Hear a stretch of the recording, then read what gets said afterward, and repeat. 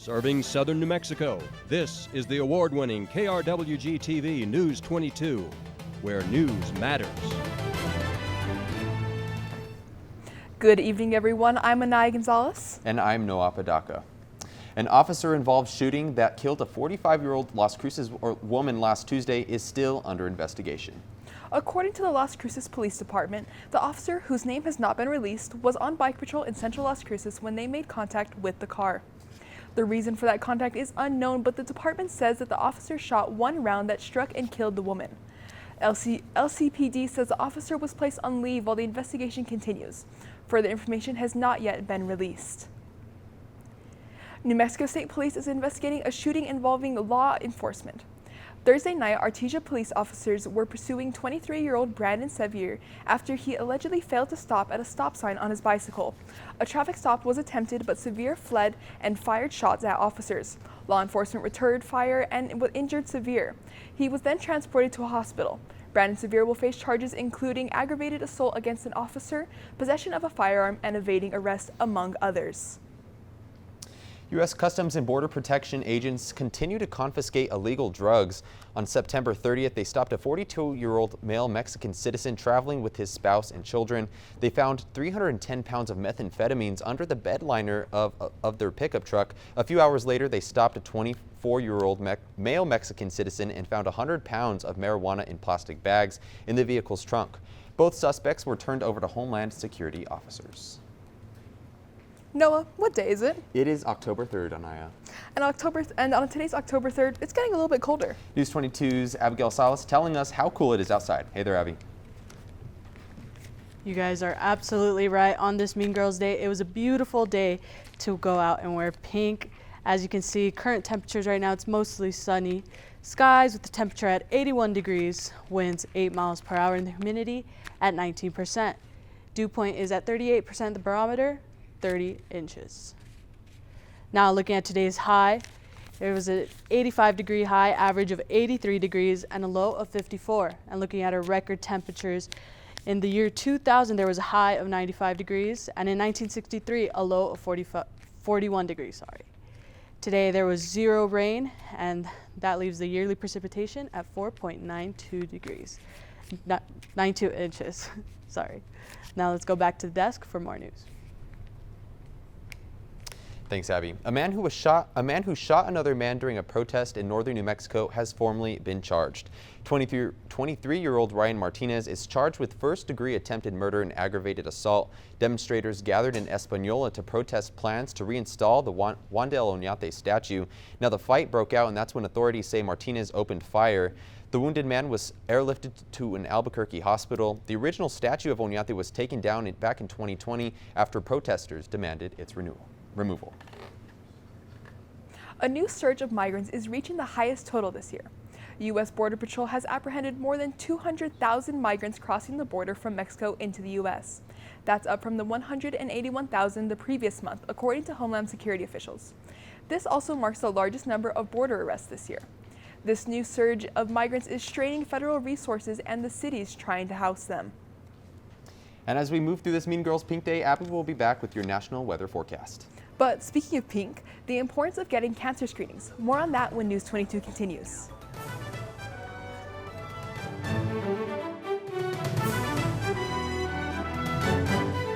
If your watercolor came to an auction, it would probably sell for between $1,000 and $1,500. Whoa. Yeah, not bad for $2. Now that's money well spent. Your investment in this PBS station brings Antiques Roadshow into your home each week. Call, text, or go online to give now. I think I'm gonna be rich.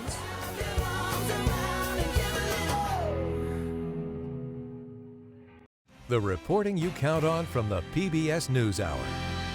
Tonight on PBS News Weekend. Now on Saturday and Sunday. Another American community is grappling with the aftermath of another mass shooting. From breaking news to global issues. What's driving this? Is it climate change? Certainly climate change is a huge factor. PBS News Weekend. Every Saturday and Sunday on your local PBS station and streaming.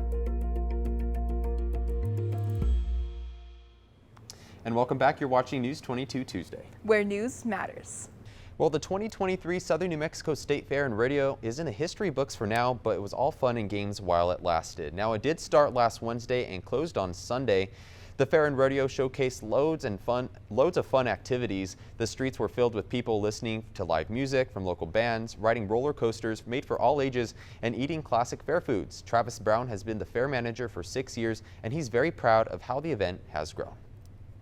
Community event, still one of the only large family-friendly events within our region. We've grown every year, and we're real happy to put this on for the community and have them come out and support us and have a great time. If you missed the fun this year, make sure to stay on the lookout for more information next fall. And speaking of those fall temperatures, Abby, what can you tell us about that national weather forecast? Well, taking a look at our current temperatures across, you can see it's pretty cool out there, 70 degrees, 80 degrees, but it's still pretty hot out here in the southwest. Taking a look at my next map, we're going to take a further look into Texas. There are severe thunderstorm warnings. It's going to hit about Lubbock and Dallas. And taking a look at my next map, we can see the amount of rain that is going to hit these areas. Dallas, 1 to 2 inches, and it's going to hit. The rain's going to hit across Oklahoma and Arkansas as well. Oklahoma City with 1 inch, and Fort Smith around 2 to 3 inches of rain. Well, that's all, and I will be back with your local forecast.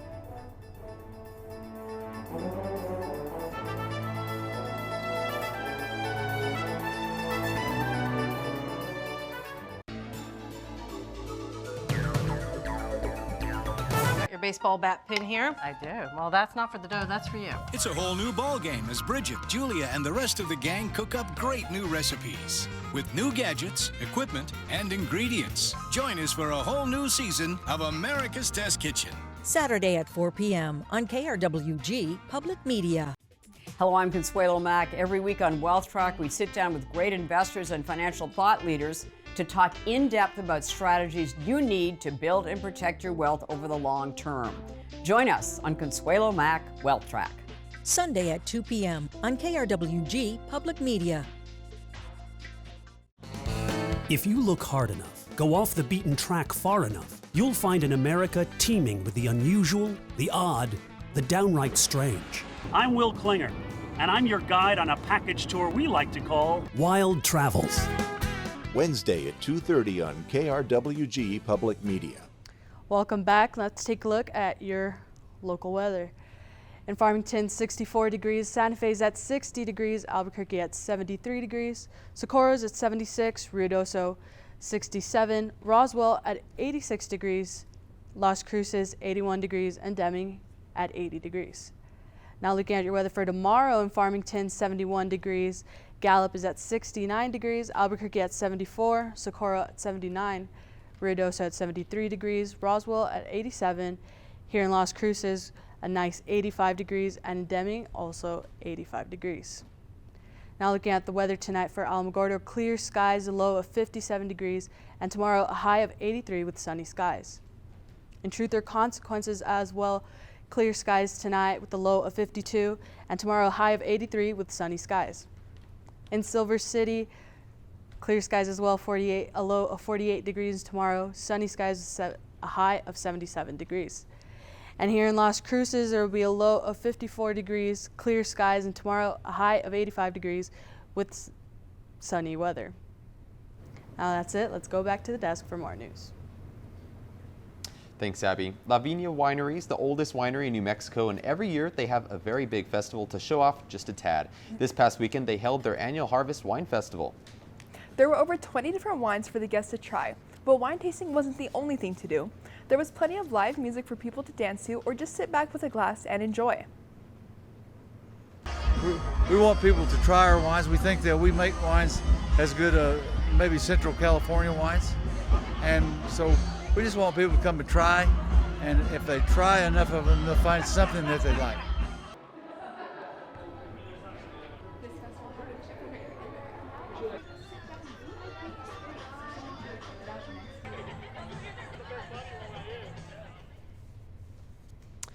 The New Mexico State football Aggies are back in town this week for their game against Florida International University tomorrow. So what does that mean for you? There are a couple of traffic impacts that you can expect. So starting tomorrow morning, you should steer clear of the east side of Las Cruces campus from around 10 p.m. or 10 a.m. to 10 p.m. The street access from Arrowhead to Stewart Street will be severely altered for those game day preparations. Just keep in mind that those tailgate lots will be opening at 11 a.m. tomorrow morning. So get hyped for that game. And Carpio, what can you tell us about some of those sports? Thanks, Noah. So coming up in sports, NMSU soccer has ended Liberty's long winning streak. You can toss that remote because News 22 Sports is next.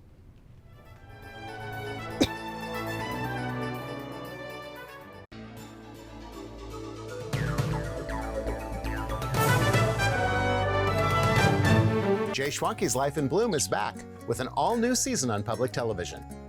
Live a flower lifestyle and enhance your well-being. We'll learn flower meanings, discover foraging fun, visit an herb farm, find tranquility in a Japanese garden, and we'll share viewer arrangements too. Live the flower life every week on this public television station. Saturday at 2 p.m. on KRWG Public Media. Inspired by the 5 elements, Indie Yoga Season 2 will take you on an immersive journey through atmospheric environments and soundscapes with transformational yoga and meditation practices to feel more grounded, motivated, and connected. But the real magic is how it can transform your life, to embrace your potential and connect to something bigger. Saturday morning at 6:30 on KRWG Public Media. This is KRWG-TV News 22 Sports.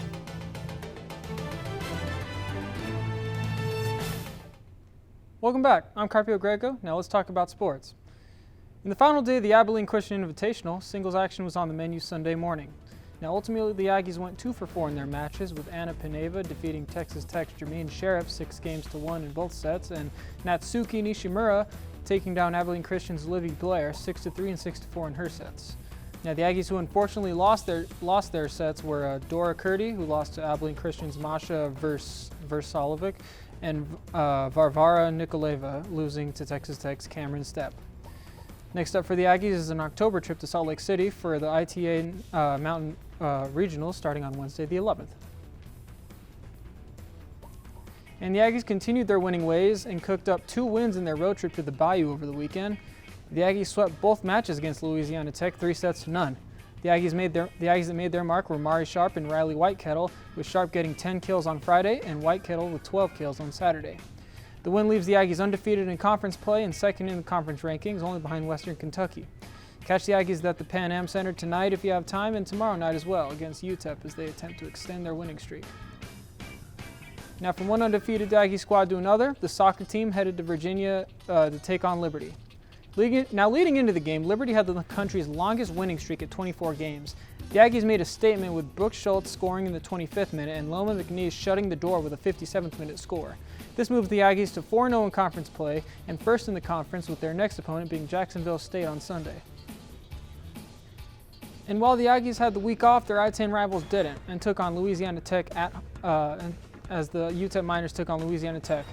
Louisiana got things started with a huge 85-yard reception by Cyrus Allen that led to an early touchdown by the Bulldogs.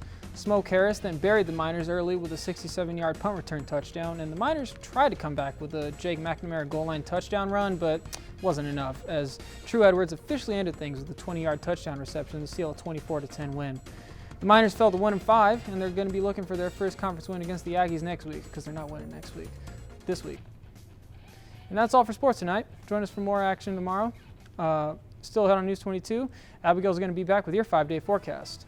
But first, they moved Taco Tuesday to Wednesday this year. More on that when News 22 continues.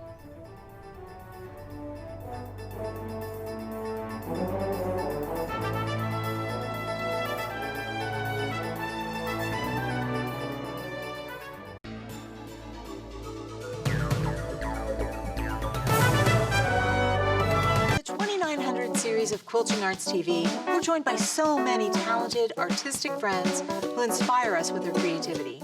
We'll explore the intersection of technology and art introducing laser cutting into our work. And we'll navigate some more traditional media, from dyes and resists to the unique forms of stitching that elevate our work. Join us to make room for contemporary quilting every day. Tuesday at 2 on KRWG Public Media. This season on Movable Feast with Relish, we're on the road again, traveling across the country for yet another epic culinary adventure.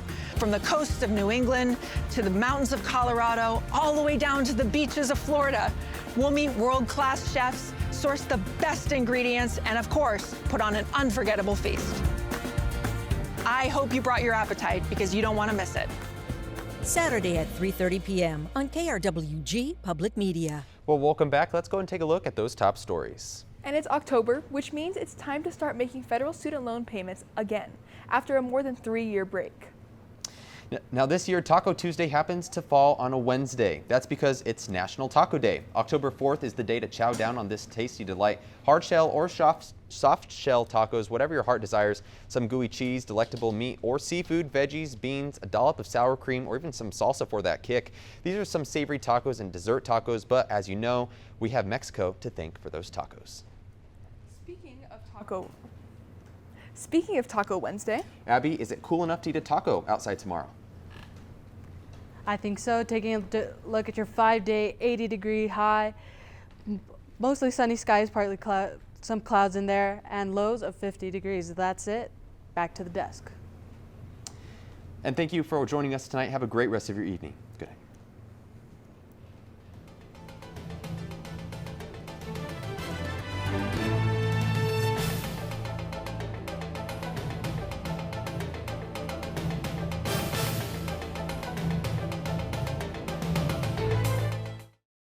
By Noticias 22, Spanish language news for southern New Mexico and West Texas. Noticias 22. Hola, gracias por acompañarnos en Noticias 22. Diego Velázquez con las breves de hoy. Hoy la policía de las Cruces sigue investigando un tiroteo por la mañana que resultó en la muerte de una mujer. La información preliminar indica que un oficial del Departamento de Policía de las Cruces estaba patrullando en bicicleta cerca de la cuadra 1300 de Burley Court alrededor de las 5. Cuando hizo contacto con la mujer de 45 años que conducía un Mitsubishi Lancer negro del 2006, en algún momento durante el contacto el oficial disparó al menos una bala que impactó a la mujer. La mujer murió por sus heridas y la policía no ha revelado el nombre de ella. El oficial sufrió heridas leves que no requieren hospitalización. El oficial ha sido puesto en licencia administrativa mientras sigue la investigación. 4 agencias policíacas seguirán la investigación. La Policía Estatal de Nuevo México fue solicitada para investigar a un oficial involucrado en una balacera. En este incidente se involucró el Departamento de Policía de Artesia y la oficina del sheriff del condado Eddy. Los agentes de oficina de investigación encontraron que alrededor de las 9 de la noche, un oficial del Departamento de Policía de Albuquerque observó a un hombre identificado como Brandon Sevier, de 23 años, de Artesia. El oficial intentó detener a Sevier, pero este escapó. Después de una intensa persecución, lograron capturarlo y presentaron varios cargos, incluyendo asalto agravado hacia un policía. Varios departamentos policíacos seguirán investigando.